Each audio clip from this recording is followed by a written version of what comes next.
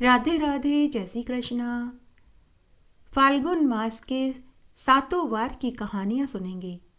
आज मैं आपके लिए फाल्गुन मास के सातों वार की कहानियाँ लेकर आई हूँ। इन कहानियों को सुनने से कोटि देवी देवताओं का आशीर्वाद मिलता है।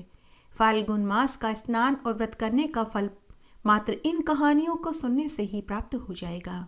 आइए अब हम फाल्गुन मास के सातों वारों की कहानियाँ सुनते हैं। एक बार बहुत छोटा सा गांव था। उस गांव में एक वेश्या दंपति अपने पुत्र प्रहलाद व पुत्री राधा के साथ रहते थे। वह वेश्या गाय और बछड़े बछड़ियां चराया करता था। उसके पास 8-10 गायें थी और खूब सारे बछड़े और बछड़ियां थी, जिन्हें वह रोज जंगल में चराने ले जाता था। उनके दूध दही घी को बेचकर वह अपने परिवार का भरण पोषण करता था। उस वेश्या के पास एक बहुत सुंदर बैल भी था। उस बैल में वेश्या की दंपति को भगवान महादेव की सवारी नंदकेसर की झलक दिखाई पड़ती थी। वेश्या की पत्नी तारा भगवान महादेव और माता पार्वती जी की परम उपासक थी। वह प्रत्येक सोमवार का व्रत करती थी और हर साल पूरे सावन मास का स्नान और व्रत करती थी। भगवान महादेव और माता पार्वती जी का पूजन करती थी। साथ ही वह अपने नंदकेसर अर्थात बैल की भी खूब सेवा टहल करती थी। वेश्या की पत्नी बैल को नंदकेसर कहकर पुकारती थी। उसका पति रोज गायों को चराने जंगल में जाता तो नंदकेसर को लेकर नहीं जाता था। पत्नी अपने पति से कहती कि आप नंदकेसर को भी इन गायों के साथ चराने जंगल में ले जाइए, लेकिन पति कहता कि यह बैल काम का न काज का, पता नहीं क्यों तुमने इसे घर में रख रखा है, तुम इसे जंगल में क्यों नहीं छोड़ देती। मैं अपनी गायों के साथ इस बैल को लेकर नहीं जाऊंगा। तब पत्नी अपने पति से बोली कि अगर आप गायों के साथ नंदकेसर को नहीं ले जाना चाहते तो मत ले जाइए, लेकिन मैं अपने बैल को कहीं नहीं जाने दूंगी। मैं इसके चारे पानी का खुद इंतजाम कर लूंगी। इस तरह समय बीतने लगा। तारा रोज अपने पति के उठने से पहले उठ जाती, पूरे घर आंगन को बुहारती, गाय के स्थान की साफ सफाई करती, गोबर पोठा उठाती, कंडे बनाती, दूध निकालती और नंदकेसर को चारा पानी खिलाती। तब तक सुबह हो जाती। तारा स्नान आदि करके महादेव जी के मंदिर में जल चढ़ाने जाती। घर आकर चूल्हा जलाकर चाय बनाती, बिस्तर पर ही अपने पति को चाय पिलाती, फिर बच्चों को उठाकर उन्हें दूध पिलाती और उन्हें स्कूल भेजती। खाना बनाकर पति को खिलाती। पहली रोटी गाय को और नंदकेसर को देना वह कभी नहीं भूलती थी। फिर बच्चों को रोटी का टिफिन देने उनकी पाठशाला में जाती। तब तक पति गाय चराने वन में चला जाता। उसके बाद तारा घर का काम निपटाती। वेश्या नंदकेसर को चराने वन में नहीं ले जाता था तो पत्नी जंगल में से नंदकेसर के लिए चारा काट कर लाती, उसे खाने को देती और उसकी पीठ सहलाती और खूब लाड़कोड़ करती। तारा को आज भी याद था कि जब उसके बच्चे छोटे थे और उसे किसी काम से घर से बाहर जाना पड़ता था तो वह नंदकेसर से कहकर जाती थी कि नंदकेसर, बच्चे घर में अकेले सो रहे हैं, कोई जंगली पशु कुत्ता बिल्ली घर में न चला जाए, वे बच्चों को कोई नुकसान न पहुंचा दे, तो तुम घर का और बच्चों का ध्यान रखना। तो नंदकेसर हामी में गर्दन हिला देता था। तारा को नंदकेसर का बहुत सहारा मिलता था। आज बच्चे बड़े हो चुके थे। प्रहलाद 15 साल का तो राधा 12 साल की हो चुकी थी। तब एक दिन की बात है। बहुत मेहनत करने व अच्छा भोजन न मिलने से तारा का स्वास्थ्य दिन प्रतिदिन गिर रहा था। एक दिन वह ऐसी बीमार पड़ी कि उसने खाटी पकड़ ली। घर का कामकाज न करने से पति अपनी पत्नी से नाराज रहने लगा। वेश्या ने अपनी पत्नी का इलाज तक भी नहीं करवाया। वह यह सोचने लगा कि न जाने इलाज में कितने पैसे खर्च हो जाए। तब एक दिन पत्नी ने अपने पति से कहा कि हे स्वामी, मुझे लगता है मैं ज़्यादा दिन जीवित नहीं रह पाऊंगी। आप मेरे मरने के बाद मेरे बच्चों का अच्छे से ध्यान रखना। तो वेश्या बड़े ही रूखेपन से बोला कि मैं कल की नहीं सोचता, मैं केवल आज की ही सोचता हूँ। तू पिछले 15 दिनों से खाट पर पड़ी है। पूरा घर अस्त व्यस्त हो गया है। न तो तू गायों के स्थान की साफ सफाई करती है और न ही तू मेरा ध्यान रखती है। मैं खुद सोच रहा हूँ कि मैं दूसरा ब्याह कर लूँ। ऐसा कहकर वह अपनी पत्नी की तरफ पीठ देकर सो गया। उस रात्रि तारा मन ही मन सोचती रही कि मैंने अपने पति की और इस घर की इतनी सेवा टहल करी, खुद पर कभी ध्यान नहीं दिया। आज उसी से मैं बीमार पड़ी हूँ, लेकिन मेरे पति को मेरी तनिक भी चिंता नहीं। ये मेरे मरने के बाद मेरे बच्चों का क्या ध्यान रखेंगे। उस रात्रि उसने रोकर गुजार दी। दूसरे दिन जब पति गाय चराने वन में चला गया, तब उसने अपने बच्चों को बिठाकर समझाया कि बच्चों, मैं तुम्हारे साथ आज हूँ, कल न जाने रहूँ न रहूँ। अगर मुझे कुछ हो जाए तो तुम दोनों एक दूसरे का ध्यान रखना। तुम्हारे पिता अगर कुछ कहें तो उन्हें पलटकर जवाब मत देना। फिर बच्चों को नंदकेसर के बाड़े में लेकर गई और नंदकेसर से बोली कि भाई नंदकेसर, मैं अपने दोनों बच्चों की जिम्मेदारी तुम्हें सौंपकर जा रही हूँ। अब तुम्हें अपने साथ इन दोनों बच्चों की भी देखभाल करनी पड़ेगी। फिर बच्चों से बोली कि बच्चों, ये तुम्हारे मुँह भोले मामा हैं। जिस समय भी तुम्हें मेरी याद आए, अपने नंदकेसर मामा के पास आ जाना। इस तरह 2-4 दिन बाद ही वेश्या की पत्नी तारा चल बसी। उस दिन दोनों बच्चे व नंदकेसर खूब रोए, लेकिन कठोर दिल वाले वेश्या पर कोई फर्क नहीं पड़ा। उसने अपनी पत्नी की अंतिम क्रिया करके जब घर आया तो आते ही वह दूध रोटी खाकर सो गया। उस दिन न तो बच्चों ने रोटी खाई और न ही नंदकेसर ने चारा पानी ही खाया। पत्नी के चौथे दिन ही वेश्या ने दूसरा विवाह रचा लिया। दूसरी माँ अपने साथ अपने पहले पति से पैदा हुई 2 बड़ी बड़ी लड़कियों को लेकर आई। उसने आते ही अपने पति से कहा कि न तो मैं और न ही मेरी लड़कियां इस घर का और गाय का कोई कामकाज करेंगी। तो वेश्या ने अपनी पत्नी से कहा कि तुम अपनी बेटियों के साथ आराम से रहो। मेरा बेटा गाय चराने चला जाया करेगा और मेरी बेटी राधा घर का सारा कामकाज कर लेगी। वेश्या ने अपने बच्चों का पाठशाला जाना छुड़वा दिया। अब बेचारे दोनों बच्चे कड़ी मेहनत करने लगे। वेश्या अपनी नई पत्नी के साथ मजे से दिन गुजारने लगा। प्रहलाद व राधा का कमरा भी नई माँ की दोनों लड़कियों को दे दिया गया। बेचारा प्रहलाद और राधा अपने कपड़ों को गांठ में बांधकर नंदकेसर के बाड़े में रहने चले गए। जब राधा पूरा भोजन बना लेती तो नई माँ रोटी सब्जी अपने कमरे में ले जाती।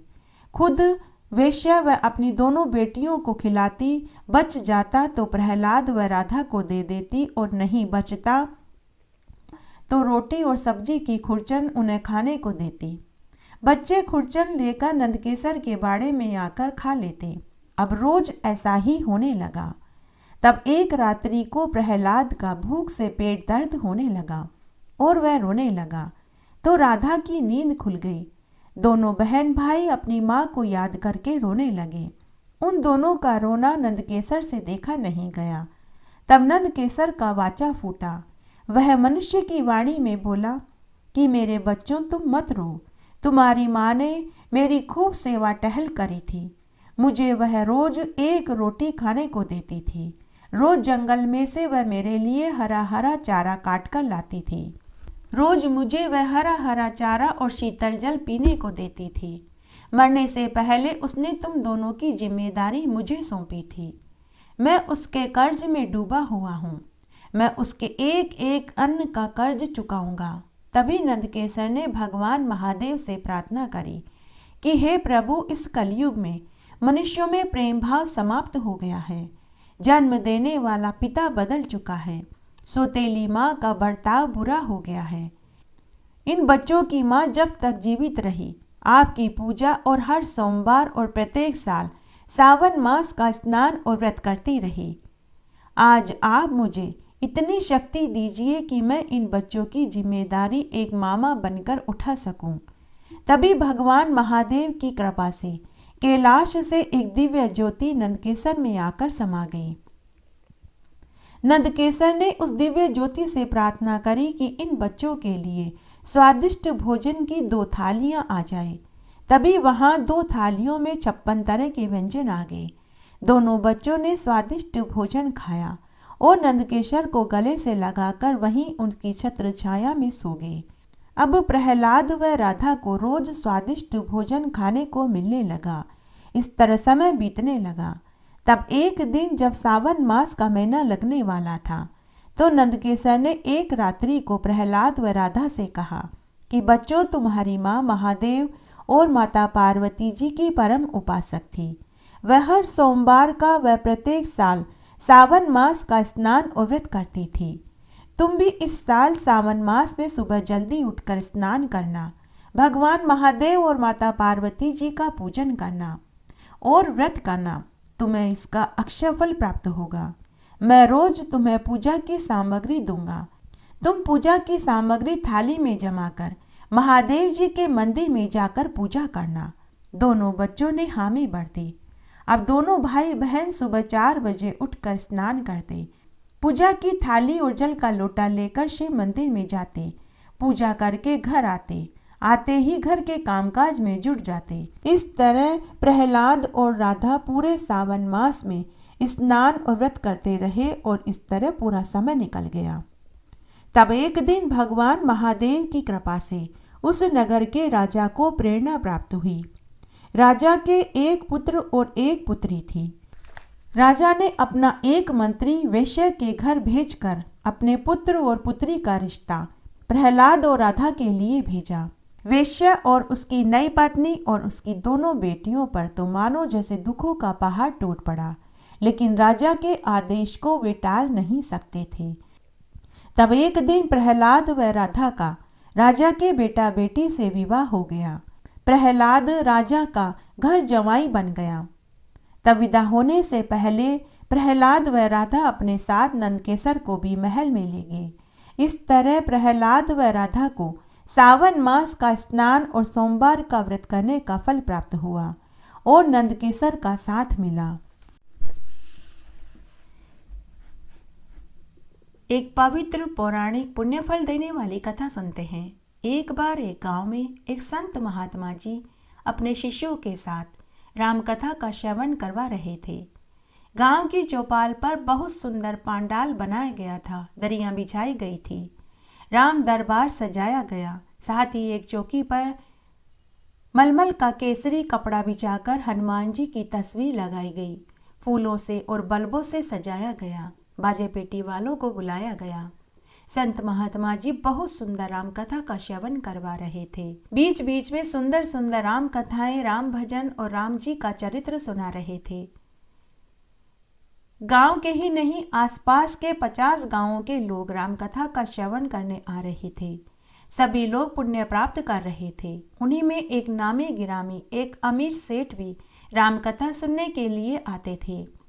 संत महात्मा जी जब कथा प्रारंभ करते तो वे कहते, कथा प्रारंभ होत है, आओ वीर हनुमान, आसन ले ओ प्रेम से, धरूं तुम्हारा ध्यान, श्री राम जानकी सहित आपके चरणों में प्रणाम। और जब शाम को राम कथा का विसर्जन होता तो संत महात्मा कहते, कथा विसर्जन होत है, जाओ वीर हनुमान, प्रभु श्री राम के चरणों में रत रहो हनुमान।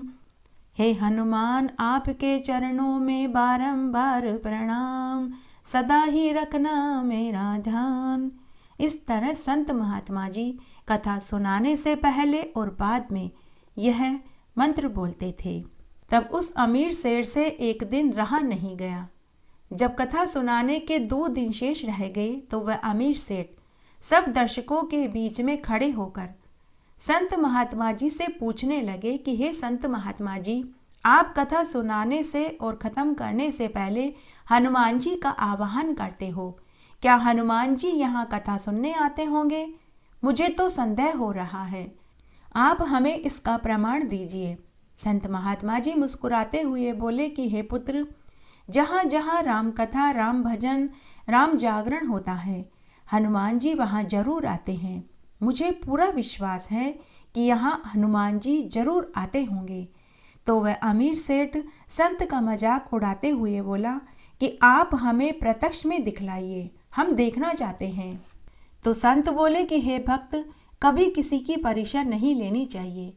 लेकिन अमीर सेठ नहीं माना। वह बोला कि संत महात्मा जी, अगर आप सच बोल रहे हैं तो फिर प्रमाण देने से क्यों घबरा रहे हैं। संत बोले कि बालक, अगर यह सच निकला तो तुम क्या करोगे।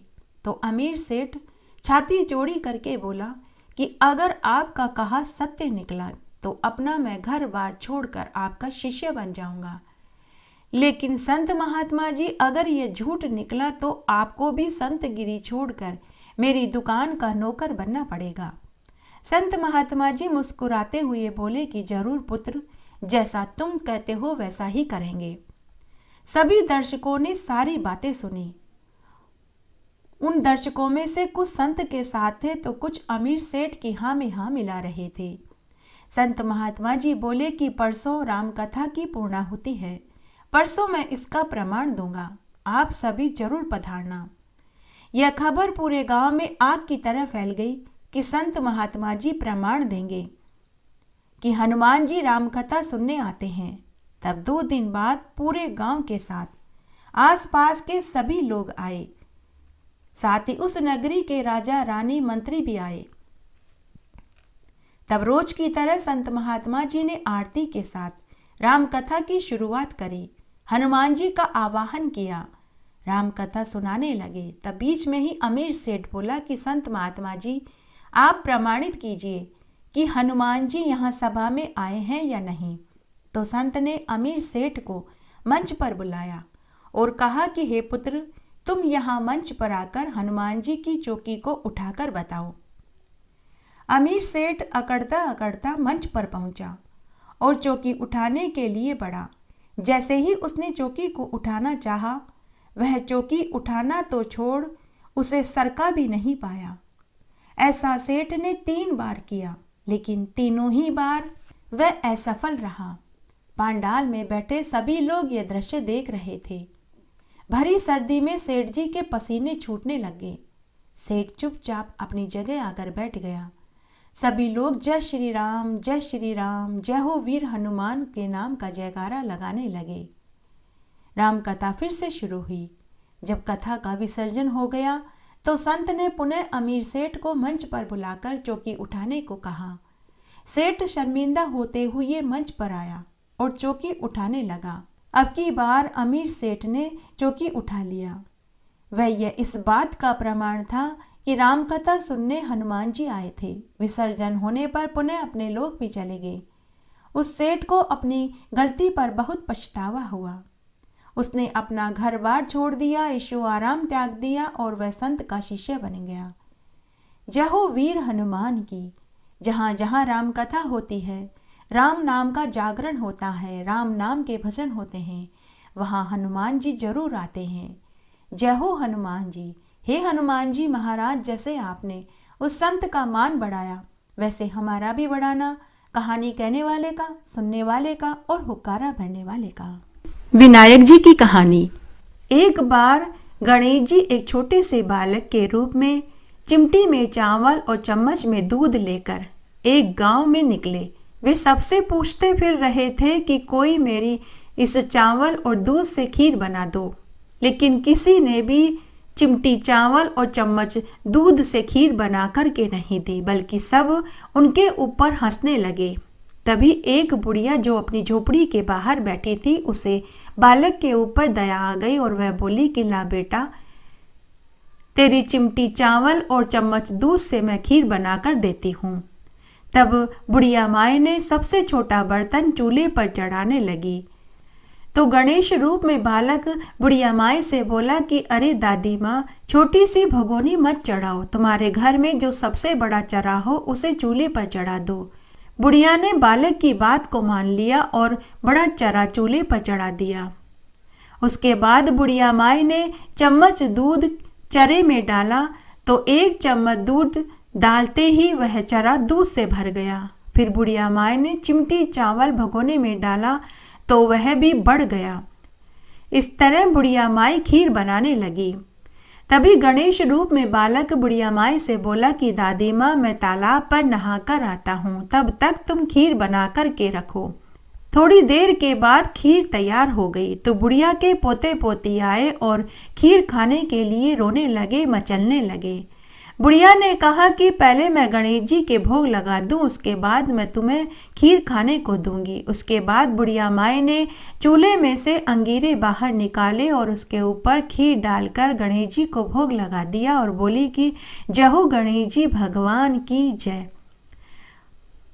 उसके बाद बुढ़िया माई ने अपने पोतों को कटोरे भर भर कर खीर खाने को दिया। तभी पड़ोसन भी आ गई। बुढ़िया ने सोचा कि यह पड़ोसन उस बालक से चुगली कर देगी। बुढ़िया ने सोचा कि यह पड़ोसन कहीं चुगली न कर दे, तो बुढ़िया ने उसे भी कटोरा भरकर खीर खिला दी। थोड़ी देर के बाद बेटे की बहू आई। उसने भी चुपके से एक कटोरा भर कर खीर खा लिया और एक कटोरा खीर भर कर चक्की के नीचे छिपा दिया।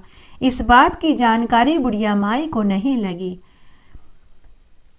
बहुत देर हो गई लेकिन फिर भी गणेश जी नहा कर के नहीं आए। बुढ़िया को भी बहुत जोर से भूख लग रही थी तो उसने भी एक कटोरा खीर भरा और किवाड़ के पीछे बैठ कर के खीर खाने लगी और खीर खाने से पहले बोली, जय हो गणेशा, तेरे भोग लग जाए। और फिर उसने खीर खा ली कि तभी गणेश जी भगवान आ गए। बुढ़िया ने कहा कि आजा रे गणेशा, खीर खा ले, मैं तो बहुत देर से तेरी राह देख रही थी।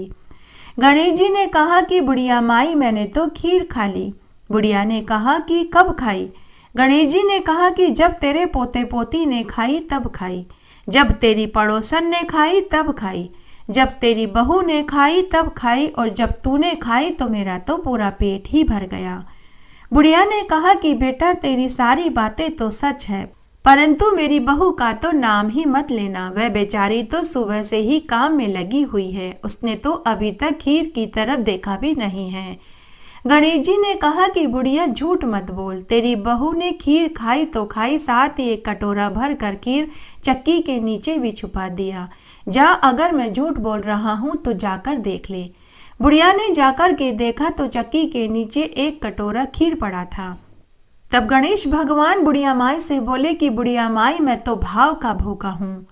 तूने तो भोजन खाने से पहले मेरे भोग लगाया, लेकिन तेरी बहू ने तो भोग लगाना तो छोड़, मेरा नाम तक नहीं लिया। बुढ़िया ने गणेश जी से अपनी बहू की तरफ से माफ़ी मांगी। उसके बाद बुढ़िया माई बोली कि बेटा, अब इस खीर का मैं क्या करूँ?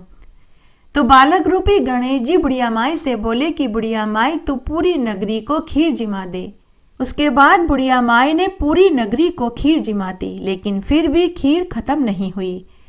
नगरी ने जीम लिया, तब भी चरी पूरी खीर से भरी हुई थी। पूरी नगरी में यह खबर आग की तरह फैल गई कि बुढ़िया माई की चरी में खीर खत्म ही नहीं हो रही है, जितना उसमें से निकाल रहे हैं वह वापस भर जाती है।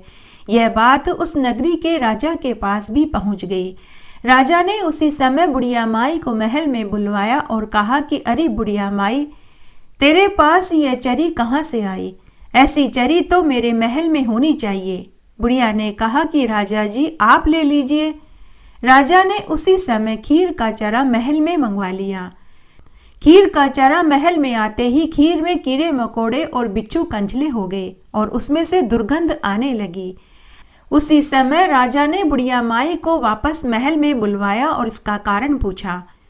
राजा ने पूछा कि बुढ़िया माई, जब यह खीर का चारा तेरे पास था तो यह खीर थी, और मेरे महल में आते ही इसमें कीड़े मकोड़े बिच्छू कंचले कैसे हो गए, और क्यों इसमें से दुर्गंध आने लगी? बुढ़िया माई ने राजा से कहा कि महाराज, मेरे ऊपर तो गणेश जी भगवान टूटे हैं। राजा ने बुढ़िया माई से कहा कि बुढ़िया माई, ठीक है, तू ये खीर का चारा वापस ले जा, और जो भी तुझसे पूछे कि ये खीर का चारा किसने दिया तो तू सबसे कहना कि ये खीर का चारा मुझे राजा जी ने दिया है।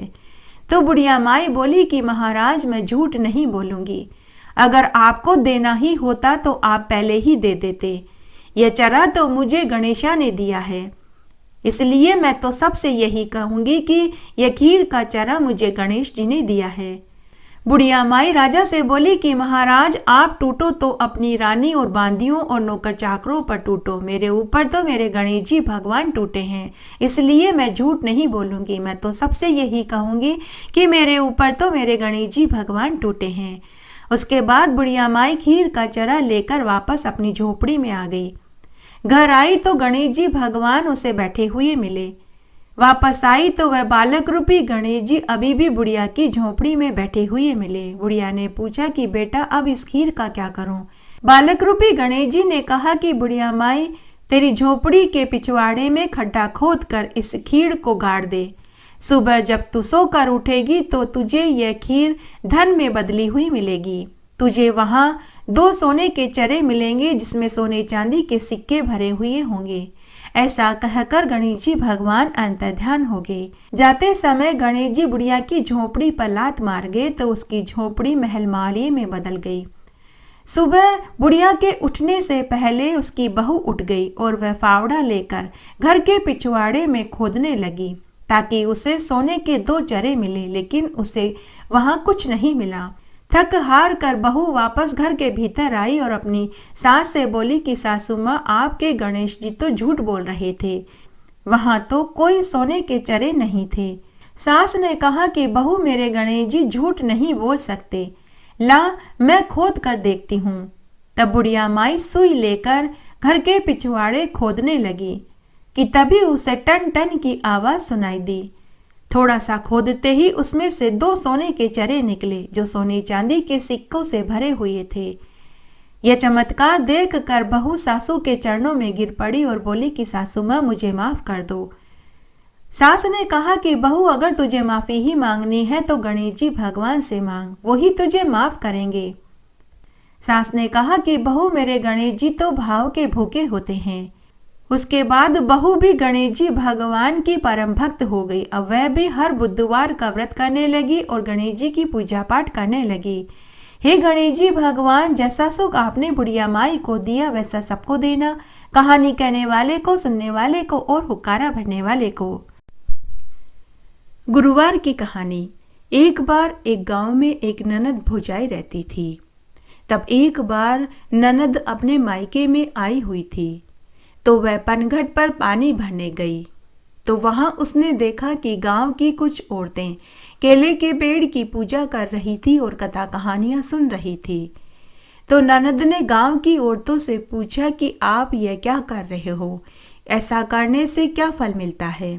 तब गांव की औरतें बोली कि बेटी हम सब ने आज गुरुवार का व्रत रखा है, इसलिए हम केले के पेड़ की पूजा कर रहे हैं और बृहस्पति भगवान और माता लक्ष्मी का पूजन कर रहे हैं। ऐसा करने से घर में सुख समृद्धि बढ़ती है, निसंतानों को संतान सुख मिलता है, घर में धन धान्य के भंडार भरते हैं, बिछड़ों का मिलन होता है, कुंवारे लड़के लड़कियों का शीघ्र विवाह होता है। तब ननद बोली कि मुझे भी इस व्रत की पूरी विधि बताओ, मैं भी यह व्रत करना चाहती हूँ, मेरे भी कोई संतान नहीं है, इस व्रत को करने से मुझे भी संतान सुख की प्राप्ति होगी। तब उन औरतों में से एक औरत बोली कि बेटी जरूर करो, इस व्रत को करने से तुम्हें संतान सुख जरूर मिलेगा। बेटी गुरुवार के व्रत के दिन पीला खाते हैं, पीला ही पहनते हैं, चने की दाल का बना हुआ भोजन खाते हैं, पीले पुष्पों से भगवान विष्णु की पूजा करते हैं, पीले पुष्प और पीले चंदन से बृहस्पति भगवान की पूजा करते हैं, केले की पेड़ की पूजा करते हैं, 11 या 21 गुरुवार के व्रत का संकल्प लेते हैं। जब मनोकामना पूरी हो जाए तो व्रत का उद्यापन करते हैं। इस तरह बेटी उद्यापन करने के बाद ही व्रत का फल मिलता है। इस तरह ननद ने वहीं बैठकर उस दिन बृहस्पति भगवान की कहानी सुनी, चने की दाल और गुड़ का प्रसाद लिया और पानी भरकर घर आई। तब भाभी अपनी ननद से बोली कि भाई साहब आज आपको पनघट से पानी लेकर आने में बहुत देर लग गई। तब ननद अपनी भाभी से बोली कि भाभी पनघट पर बहुत सी औरतें बृहस्पतिवार के व्रत की कहानी सुन रही थी, केले के पेड़ की पूजा कर रही थी। भाभी मैंने भी वहीं बैठकर बृहस्पति भगवान की पूजा करी, केले के पेड़ की पूजा करी और व्रत करने का संकल्प लिया। भाभी वे गांव की औरतें कह रही थी कि बृहस्पतिवार का व्रत करने से घर में अन्न धन के भंडार भरते हैं, संतानहीनों को संतान सुख मिलता है, कुंवारों के ब्याह होते हैं, बिछड़ों का मिलन होता है। इसलिए भाभी मैंने भी यह व्रत करने का संकल्प लिया। मेरे भी कोई संतान नहीं है। तब भाभी बोली कि बाईसा मैं भी यह व्रत करूंगी। आपके भाई को भी शहर में कमाने गए हुए 6 महीने हो गए हैं। कोई चिट्ठी संदेश अभी तक नहीं आया। पता नहीं उन्हें नौकरी मिली भी है या नहीं। तब दोनों ननद भाभी ने उसी दिन से व्रत का संकल्प लिया, कहानी सुनी, केले के पेड़ की पूजा करी। पूजा करने के बाद ननद अपनी भाभी से बोली कि भाभी मुझे आज ही ससुराल जाना होगा। गांव की औरतें कह रही थी कि व्रत में खुद के घर का ही भोजन खाना चाहिए, नहीं तो व्रत का फल नहीं मिलता। तो भाभी तुमने भी भाई के लिए व्रत रखा है, इसलिए आप बुरा मत मानना। उसके बाद ननद वापस अपने घर चली गई। भगवान बृहस्पति देव हम दोनों ननद भाभी की मनोकामना जरूर पूरी करेंगे। इस तरह ननद ससुराल वापस आ गई और वे दोनों व्रत करने लगी। 11 गुरुवार के व्रत करते ही ननद को गर्भ ठहर गया। उधर भाभी के पास भी चिट्ठी आ गई जिसमें लिखा था कि मुझे बहुत अच्छी नौकरी मिल गई है, मैं बहुत जल्दी बहुत सा धन कमा कर के लौट आऊँगा। दोनों ननद भाभी की खुशी का ठिकाना नहीं रहा। 21वें गुरुवार को भाई घर आ गया। वह बहुत सारा धन कमा कर के लाया था। उसने आते ही अपनी पत्नी से पूछा कि मेरी बहन कैसी है। तो पत्नी ने कहा कि तुम्हारी बहन बहुत खुश है और वह पेट से है, उसे भी बच्चा होने वाला है। तो पति ने कहा कि कल मैं अपनी बहन से मिलने उसके ससुराल जाऊंगा। तो पत्नी ने कहा कि जरूर जाना। तुम्हारी बहन गर्भवती है तो तुम उसके लिए घी, बादाम, गिरी आदि ले जाना और बच्चे के लिए गर्म कपड़े ले जाना। दूसरे दिन पति सारा सामान लेकर अपनी बहन से मिलने उसके ससुराल, उसके गांव की ओर चल दिया। चलते चलते वह एक जंगल में पहुंचा। तभी रास्ते में एक शेर मिला। शेर ने भाई से कहा कि अरे मैं तुझे खाऊंगा। तो भाई ने कहा कि मैं अपनी बहन से मिलने जा रहा हूँ, मेरी बहन गर्भवती है, जब मैं उससे मिलकर वापस लौटूं तो आप मुझे खा जाना, मेरी बहन को यह सामान भी पकड़ाना है। शेर बोला कि मुझे मनुष्य जाति पर विश्वास नहीं है। तो भाई बोला कि अगर तुम्हें विश्वास नहीं हो तो तुम भी मेरे साथ चल सकते हो। तो शेर बोला कि यही ठीक रहेगा। उसके बाद शेर ने एक नाग का रूप बनाया और भाई के थैले में जाकर के बैठ गया। इस तरह शेर नाग का रूप लेकर भाई के थैले में बैठ गया। भाई बहन के घर की ओर चल दिया। उसके बाद भाई बहन के घर पहुंचा। बहन अपने भाई को देखकर बहुत खुश हुई। वह अपने भाई के लिए घी के चावल, पूड़ी, सब्जी बनाई और भाई को भोजन कराया। भोजन करने के बाद भाई अपनी बहन से बोला कि बहन अब मुझे वापस घर जाना है। बहन ने कहा कि भाई अभी तो आया और अभी चला जाएगा, अभी तो तेरे जीजाजी भी नहीं आए, तू अपने जीजाजी से मिलकर के जाना। तो भाई ने कहा कि नहीं बहन, मैंने किसी को वचन दिया है, इसलिए मुझे आज वापस जाना ही होगा। भाई को तो खुद की मौत दिखाई दे रही थी। तब बहन बोली कि भाई भाभी ने मेरे लिए थैले में क्या क्या सामान भेजा है वो तो तुम मुझे देते जाओ, क्या तुम सामान भी वापस ले जाओगे? भाई तो हड़बड़ी में सब भूल गया, उसे समझ ही नहीं आया कि क्या करूं कि तभी बहन ने भाई के हाथ से थैला छीन लिया। बहन थैले में से सामान निकालने लगी। थैले में से घी, बादाम, गिरी, अजवाइन, सौंठ और बच्चे के गर्म कपड़े निकले और अंत में एक जेवर का डब्बा निकला। बहन ने जेवर का डब्बा खोल कर के देखा तो उसमें से सोने का बहुत सुंदर हार निकला। बहन अपने भाई से बोली कि भाई यह सोने का हार क्या तू मेरे लिए शहर से लेकर आया? बहुत ही सुंदर हार है। भाई के हाथ पैर कांप रहे थे, जुबान लड़खड़ा रही थी। थैला पूरा खाली हो गया लेकिन सांप नहीं निकला। भाई सोचने लगा कि सांप कहाँ गया। फिर बहन ने कहा कि ले भाई तेरा थैला, अब तू जा। तब भाई अपनी बहन से बोला कि बहन तू सच कह रही थी, एक रात मुझे रुकना चाहिए और जीजाजी से भी तो मिलना है। मैं कौन सा रोज रोज आता हूँ। तब बहन बोली कि लेकिन तूने तो किसी को वचन दिया है, अब तेरे उस वचन का क्या होगा। भाई ने कहा कि कोई बात नहीं बहन, वचन तो दिया था, लेकिन मैं कौन सा रोज रोज आता हूँ। जीजाजी से मिलने के बाद ही घर जाऊंगा। इस तरह भाई बहन के घर ही रुक गया। अब भाई अपनी बहन के पूरे घर में इधर उधर घूमकर सांप को ढूंढने लगा, लेकिन उसे सांप कहीं नहीं मिला। रात्रि में जीजाजी घर आए, सबने मिलकर भोजन खाया और खूब बातें करी। इसके बाद रात्रि में सभी सो गए। अर्धरात्रि को बृहस्पति भगवान ने भाई को दर्शन दिए और कहा कि हे भक्त, मैं तेरी परीक्षा ले रहा था कि तू मरने से डरता है या नहीं। हे वत्स, वह शेर और वह सांप भी मैं ही था। सांप की जगह सोने का हार भी मैंने ही रखा था। दूसरे दिन भाई जब सोकर उठा तो उसने अपने स्वप्न वाली बात अपनी बहन को बताई और साथ ही रास्ते में घटित घटना भी सुनाई। तब बहन अपने भाई से बोली कि हे भाई, बृहस्पति भगवान के व्रत का चमत्कार तो हमने तो पहले ही देख लिया था और आज तुझे भी दिखाई दे गया। हे बृहस्पति भगवान, जैसा सुख आपने बहन को और भाई को दिया वैसा सबको देना, कहानी कहने वाले को, सुनने वाले को और हुक्कारा भरने वाले को।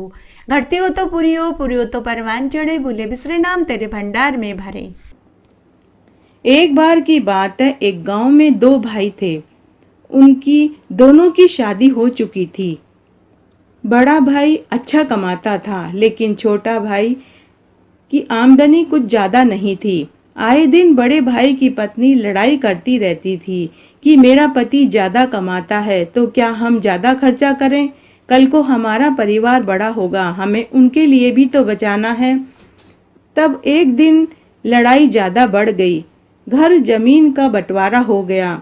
बड़े भाई की पत्नी ने चालाकी से छोटे भाई को पुराना मकान और बंजर जमीन दे दी और धन का बंटवारा भी नहीं किया। छोटा भाई व उसकी पत्नी बहुत सरल और सीधे थे, चुपचाप अलग हो गए। दोनों बड़े ही धार्मिक प्रवृत्ति के थे। दोनों ही शुकदेव भगवान का पूजा और व्रत करते थे और शुक्रवार का व्रत रखते थे। उन्होंने शुक्रवार के दिन एक भूखे ब्राह्मण को खाना खिलाने का नियम भी ले लिया था। इस तरह उनके दिन बीतने लगे। तब एक दिन शुक्रवार कार्तिक का महीना था। दोनों पति पत्नी ने व्रत किया। शाम को उसका पति जब घर आया तो पत्नी ने कहा कि आप तालाब पर कोई भूखा ब्राह्मण हो तो उसे खाने का न्योता दे आओ। तब पति तालाब पर गया। वहां शुक्रदेव भगवान एक ब्राह्मण के वेश में बैठे थे। वे उनकी परीक्षा लेना चाहते थे। तब वह बोला कि हे ब्राह्मण देवता, क्या आप मेरे घर भोजन करने पधारेंगे। तब शुक्रदेव भगवान जो ब्राह्मण के वेश में थे, उन्होंने कहा कि तुम चलो, मैं संध्या पूजन करके आता हूँ। तब उसका पति वापस घर आ गया। उनके थोड़ी देर बाद शुक्रदेव भगवान भी उनके घर पहुंच गए। तब उसकी पत्नी ने ब्राह्मण को प्रणाम किया, आसन बिछाया और थाल में खाना परोसा। खाना खाने के बाद शुक्रदेव भगवान ने कहा कि बस रात बहुत ज्यादा हो गई है, मैं यहीं पर विश्राम करूंगा, सुबह चला जाऊंगा। तब दोनों पति पत्नी ने एक खाट पर बिस्तर कर दिए और दोनों पति पत्नी बाहर आंगन में सो गए। आधी रात्रि के बाद शुक्रदेव भगवान जो ब्राह्मण के वेश में थे, उन्होंने कहा, वत्स, मुझे शौच जाना है, मेरे पेट में दर्द हो रहा है। तब वह दोनों पति पत्नी बोले कि हे ब्राह्मण देवता, आप घर के पिछवाड़े में ही कर लीजिए। और उन्होंने पहुंचने के लिए उन्हें एक साड़ी भी दी। उसके बाद दोनों पति पत्नी तो सो गए, लेकिन शुक्रदेव भगवान ने उसके बाद उनके घर को एक लात मारी तो वह सुंदर महल में बदल गया और शुक्रदेव भगवान अंतर्ध्यान हो गए। सुबह जब दोनों पति पत्नी उठे तो उन्होंने देखा कि उनका घर एक बहुत सुंदर महल में बदल गया। घर में जहां भगवान ने शौच किया वहां सोना चांदी हीरे मोती हो गए और जिस साड़ी से उन्होंने पोंछा वो सोने की बन गई। तब दोनों पति पत्नी समझ गए कि वो ब्राह्मण कोई और नहीं स्वयं शुक्रदेव भगवान थे। तब थोड़ी देर बाद जब जेठानी को पता चला तो वो भागी भागी आई और इस चमत्कार का कारण जानना चाहा। देवरानी बड़ी सीधी थी, उसने पूरी बात बता दी। जेठानी उसी पग वापस अपने घर आई और आते ही बोली अपने पति से कि आप तालाब पर जाइए, वहां से ब्राह्मण को घर खाने के लिए बोल कर आइए। तब उसका पति बोला, अरे भगवान, मेरा भाई तो दुखी था, हमारे घर में तो किसी चीज की कोई कमी भी नहीं है। लेकिन उसकी पत्नी नहीं मानी। तब बड़ा भाई तालाब पर गया। शुक्रदेव भगवान वहां पहले से ही मौजूद थे और वो ब्राह्मण के वेश में वहां बैठे हुए थे। तब बड़ा भाई बोला कि हे ब्राह्मण देवता, क्या आप हमारे घर का निमंत्रण स्वीकार करेंगे? तब ब्राह्मण ने कहा कि तुम चलो, मैं संध्या पूजन करके आता हूँ। तब जेठानी ने कई तरह के पकवान बनाए। जब ब्राह्मण देव आए तो जेठानी बोली, अरे मेरी देवरानी ने तो आपको खिचड़ी खिलाई थी, मेरे घर में तो कई तरह के व्यंजन हैं, खूब मजे से खाइए। भगवान जो ब्राह्मण के वेश में थे उन्होंने खाना खाया। जब ब्राह्मण जाने लगे तो जेठानी बोली, आज रात तो आप हमारे घर में ही विश्राम कीजिए। मेरी देवरानी का तो टूटा फूटा मकान था, मेरा तो बहुत बड़ा आलीशान मकान है। इस तरह शुक्रदेव वहीं सो जाते हैं। आधी रात्रि को उन्होंने कहा कि मुझे शौच जाना है। तब जेठानी वापस बोली, हे ब्राह्मण देव, मेरी देवरानी का तो बहुत छोटा सा मकान था, मेरा तो बहुत बड़ा मकान है, आप क्या जहाँ जी चाहे वहीं शौच कीजिए। इस तरह रात्रि बीत जाती है और सुबह हो जाती है। और जब सुबह जेठ जेठानी सोकर उठे तो उनका घर दुर्गंध से भरा हुआ था। तब दोनों जेठ जेठानी भागे भागे तालाब पर गए और कहा कि आपने मेरे देवरानी को तो सोना दिया और मुझे गंदगी। तब शुक्रदेव भगवान बोले, तुम स्वार्थी और लालची हो, तुमने देखा देखी की। तब बड़ा भाई बोला, भगवान हमें माफ कर दीजिए, हमारे घर में जो गंदगी है वो हटा दीजिए।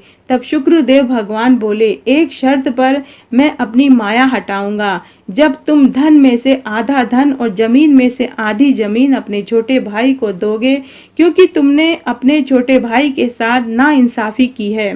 तब दोनों जेठ जेठानी ने सुई में से सुई, धन में से धन और जमीन में से जमीन छोटे भाई को दी। तब भगवान शुक्रदेव ने अपनी माया हटाई।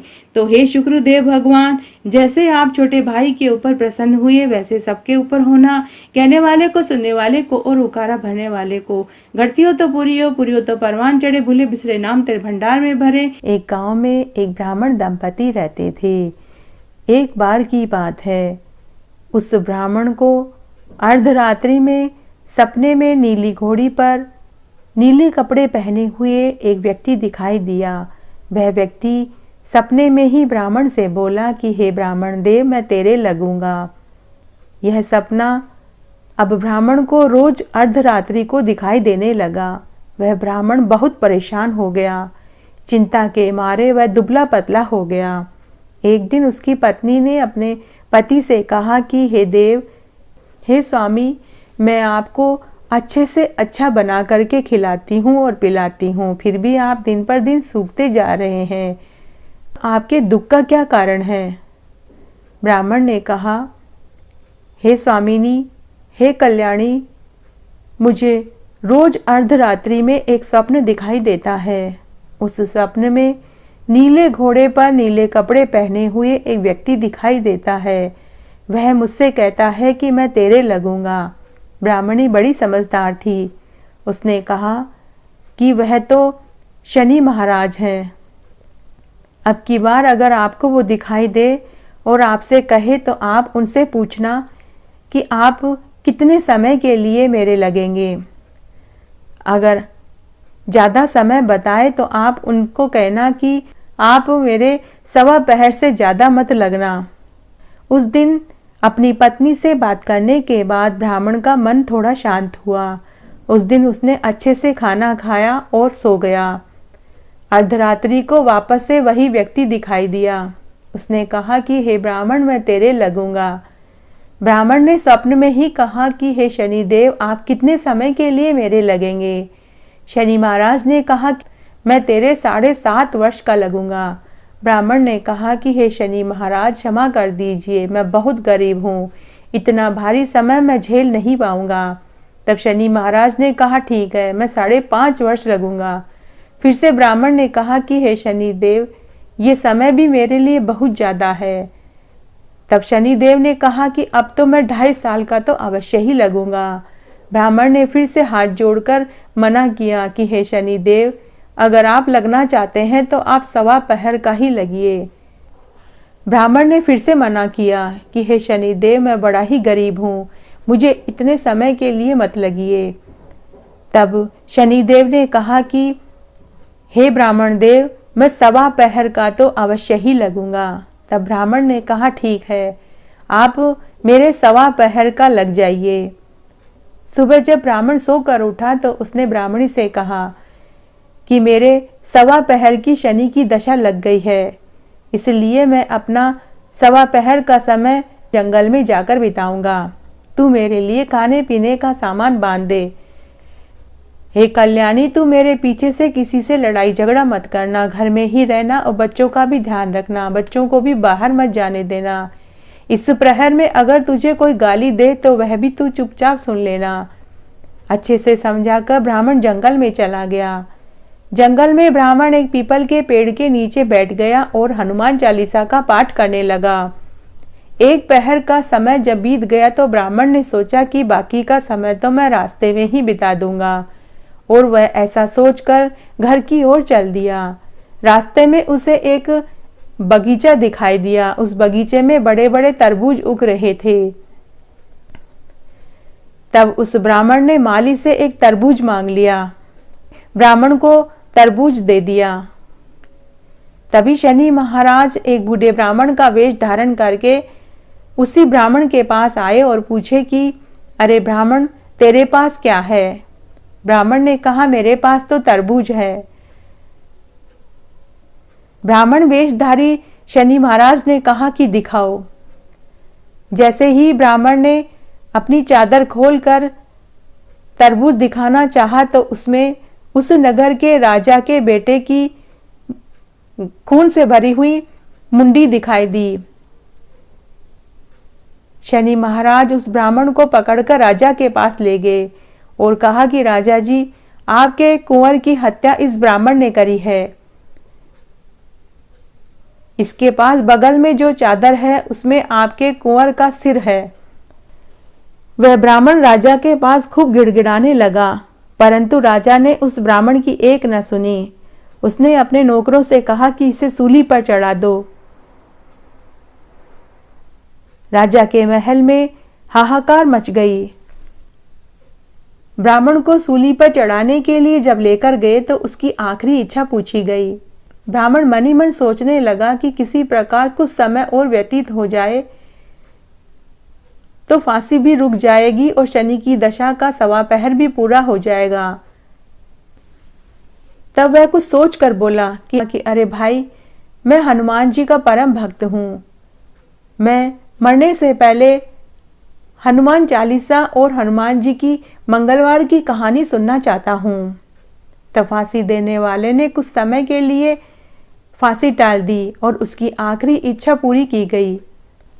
हनुमान चालीसा उसे सुनाई गई और बजरंगबली की एक प्राचीन कहानी सुनाई गई। कहानी कहते कहते 1.25 पहर पूरा हो गया। शनि की दशा भी टल गई। तभी राजा का राजकुंवर शिकार खेलकर वापस महल में लौट आया। राजकुंवर को जीवित देखकर राजा की खुशी का ठिकाना न रहा, परंतु राजा डर से कांप उठा कि मेरे हाथों एक निर्दोष ब्राह्मण को फांसी की सजा सुनाई गई है। राजा को डर सताने लगा कि मेरी वजह से एक निर्दोष ब्राह्मण को फांसी न हो जाए, कहीं मेरे ऊपर ब्राह्मण हत्या का दोष न लग जाए। तभी कुछ घुड़सवारों को फांसी रुकवाने के लिए दौड़ाया गया और ब्राह्मण को आदर सहित महल में लाया गया। जैसे ही ब्राह्मण राज दरबार में उपस्थित हुआ तो राजा ने ब्राह्मण से माफी मांगी और कहा कि आपने अपनी सफाई क्यों नहीं दी। ब्राह्मण ने कहा कि हे राजन, मैं अपनी सफाई देना चाहता था, लेकिन आपने मेरी एक नहीं सुनी। इसमें आपका कोई दोष नहीं है, क्योंकि उस समय मेरी शनि की दशा चल रही थी। तब राजा ने कहा कि हे ब्राह्मण देव, आप अपनी चादर खोलकर दिखाइए। ब्राह्मण ने अपनी चादर खोलकर दिखाई तो उसमें तरबूज निकला। तब राजा ने उस ब्राह्मण को बहुत सा धन देकर विदा कर दिया। तब राजा ने ब्राह्मण से पूछा कि यह शनि की दशा किस प्रकार टाली जा सकती है। ब्राह्मण ने कहा कि राजा या सेठ के अगर शनि की दशा लगे तो उन्हें काला हाथी या काला घोड़ा दान करना चाहिए। अगर गरीब के लगे तो उसे पीपल के पेड़ की पूजा करनी चाहिए। पूजा करते समय बोलना चाहिए, शनिदेव को आसरो भर्या रवे पीहर सासरो। साचा शनिश्चर कहिए जाके पाँव सदा ही पड़िए। साचा शनिश्चर कहिए जाके पाँव सदा ही पड़िए। पूजा करते समय ऐसे बोलना चाहिए। शनि महाराज की कहानी सुननी चाहिए। तिल का तेल और काला उड़द दान में करना चाहिए। काले कुत्ते को तेल से रोटी चौपड़ कर खिलानी चाहिए। तो ऐसा करने से शनिश्चर की दशा उतर जाती है। राजा ने उस ब्राह्मण को उसका तरबूज वापस कर दिया और साथ ही उसे खूब सारा धन भी दिया। घर आने के बाद ब्राह्मण ने अपनी पत्नी को पूरी सच्चाई बताई। थोड़ी देर बाद ब्राह्मण के बच्चे आए और उन्होंने कहा, पिताजी आप हमारे लिए खाने को क्या लाए हैं? ब्राह्मण ने कहा कि बच्चों मैं तुम्हारे लिए तरबूज लाया हूँ। जैसे ही तरबूज को खाने के लिए काटा गया तो उसमें हीरे मोती भरे हुए थे। हे शनि महाराज, जैसे आप ब्राह्मण के शनि की दशा लगी वैसे किसी की न लगे, और जैसे उतरती दशा ब्राह्मण को लगी वैसे सबकी लगे। एक बार बहुत छोटा सा गांव था।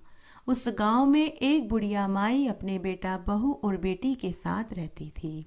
बुढ़िया की बेटी और उसकी बहू रोज खेतों में मजदूरी करने के लिए जाती थी। तब एक रोज की बात है, दोनों ननद भाभी मजदूरी करने खेत पर गई। वैशाख का महीना चल रहा था। बहुत तेज गर्मी थी। सूरज तप रहा था। खेतों में काम करते करते ही भाभी ने सूरज भगवान से हाथ जोड़कर विनती करी कि हे सूरज भगवान, अगर आपकी तपिश कम हो जाए और आप बादली कर दो तो गर्मी कम हो जाएगी, तो मैं अपनी ननद का ब्याह आपके साथ करा दूंगी। उस दिन वैशाखी रविवार का दिन था। भाभी बार बार सूरज भगवान से विनती कर रही थी। तब सूरज भगवान ने सोचा कि बादली कर देता हूँ और देखता हूँ कि यह अपनी ननद का ब्याह मेरे साथ कैसे कराती है। इस तरह पूरे वैशाख मास में खेतों पर मजदूरी करते समय भाभी सूरज भगवान से यही विनती करती और सूरज भगवान उसकी मुराद को पूरी करने लगे। जब गेहूं की फसल पूरी कट गई और जब ननद भाभी शाम को घर जाने लगी तो भाभी तो अपना वचन भूल गई, लेकिन सूरज भगवान नहीं भूले। सूरज भगवान भाभी और ननद को खेतों की पगडंडी पर मिले और भाभी से बोले कि हे भाभी, तुम अपना वादा पूरा करो। तुमने कहा था कि बादली कर दो तो मेरी ननद आपसे ब्याह दूंगी। भाभी सोचने लगी कि मैंने तो ऐसे ही कह दिया था। तब भाभी को अपनी ननद का ब्याह सूरज भगवान से कराना पड़ा। उस दिन वैशाखी पूर्णिमा का दिन था। भाभी अकेले ही घर जाने लगी तो वह मनी मन सोचने लगी कि सास और पति ननद बाई की पूछेंगे तो मैं उन्हें क्या जवाब दूंगी। ऐसे सोचते सोचते वह घर पहुंच गई। घर पहुंचते ही उसकी सास ने अपनी बहू से कहा कि बहू, तू अकेली कैसे आई? मेरी बेटी कहाँ है? तो भाभी कुछ देर तक तो बोली नहीं, सोचती रही कि क्या बोलूं। तब सास और पति ने डांटते हुए पूछा तो उसने पूरी सच्चाई बता दी कि मैंने आपकी बेटी का विवाह सूरज भगवान से करा दिया। तब सास अपनी बहू से बोली कि अब मेरी बेटी मुझसे मिलने यहाँ कब आएगी? तो बहू ने कहा कि सासू माँ ननद बाईसा रविवार को ही आएगी। इस तरह 7 दिन निकल गए। 7 दिन बाद जब रविवार का दिन आया तो सूर्य उदय के समय भगवान सूरज अपने 7 घोड़ों के रथ पर बैठकर राणादे को छोड़ने आए और छोड़कर चले गए। जब राणादे की गांव की सहेलियों को पता चला कि राणादे विवाह के बाद पहली बार मायके में आई है तो उसकी सहेलियां राणादे के पास उनसे मिलने के लिए आई और बोली कि आओ राणादे हमारे साथ पचेटा खेलो। तो राणादे ने इनकार कर दिया। तो उसकी सहेलियां राणादे का मजाक उड़ाते हुए बोली कि हाँ भाई, अब तू हमारे साथ पत्थर के पचेटे से क्यों खेलेगी, तू तो सोने के पचेटे से खेलेगी। तेरा विवाह तो भगवान के साथ हुआ है। और ऐसा कहकर राणादे के ऊपर उनकी सहेलियां जोर जोर से हंसने लगी और उन्हें ताने देकर चली गई। यह बात राणादे को चुभ गई। संध्या के समय भगवान सूरज अपने 7 घोड़ों के रथ पर बैठकर राणादे को लेने पहुंचे तो राणादे ने इनकार कर दिया कि हे भगवान, आप मेरे लिए सोने के पचेटे लेकर आओ, तभी मैं आपके साथ चलूंगी। तब दूसरे दिन सूरज भगवान ने एक बुढ़िया माई के साथ सोने के पचेटों की एक थैली राणादे के लिए भिजवाई। लेकिन बीच रास्ते में ही उस बुढ़िया माई ने थैली खोल कर देख ली तो उसे स्वर्ण का लालच आ गया। उसने सोने के पचेटे निकालकर उसमें पत्थर के पचेटे रखे और साथ ही उसमें बबूल के कांटे डाल दिए। बुढ़िया माई राणादे को थैली पकड़ाकर चली गई और बोली कि यह थैली सूरज भगवान ने भिजवाई है। राणादे समझ गई कि सूरज भगवान ने उसके लिए सोने के पचेटे भिजवाए हैं। राणादे ने अपनी सभी सहेलियों को अपने घर पचेटे खेलने के लिए बुलाया। सभी सहेलियों के सामने राणादे ने थैली में से सोने के पचेटे निकालने चाहे तो उसके हाथ में कांटे चुभ गए और अंदर से पत्थर के पचेटे निकले। यह देखकर राणादे की सहेलियां ताना देते हुए हंसते हुए वहां से चली गई। उस दिन राणादे को सूरज भगवान पर बहुत क्रोध आया। संध्या के समय फिर से सूरज भगवान अपने 7 घोड़ों के रथ पर बैठकर राणादे को लेने के लिए पहुंचे।